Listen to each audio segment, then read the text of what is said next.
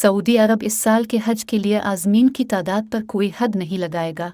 एक सऊदी वजीर ने पीर को कहा कि कोविड-19 वबाई अमराज को रोकने के लिए 3 साल की पाबंदियों के बाद हज और उम्रा के वजीर तौफीक अल-रबिया ने रियाज में नामा निगारों को बताया कि हुज्जाज कराम की तादाद वबाई मर्ज से पहले की तरह वापस आ जाएगी, बगैर किसी उम्र की हद के।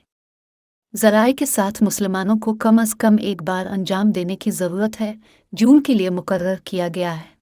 2019 में तकरीबन 25 लाख अफराद ने हज में शिरकत की।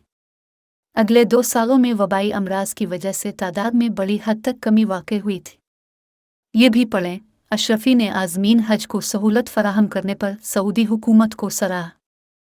2022 में तकरीबन 9 लाख आज़मीन, जिनमें बैरून मुल्क से तकरीबन 7,80,000 शामिल थे, का इस्लाम के मुक़द्दस तरीन शहरों मक्का और मदीना में इस्तकबाल किया गया। इस वक्त इनकी उम्र 65 साल से कम होनी चाहिए। साथ ही कोविड-19 के खिलाफ वैक्सीनेशन कराना और मनफी टेस्ट पेश करना था।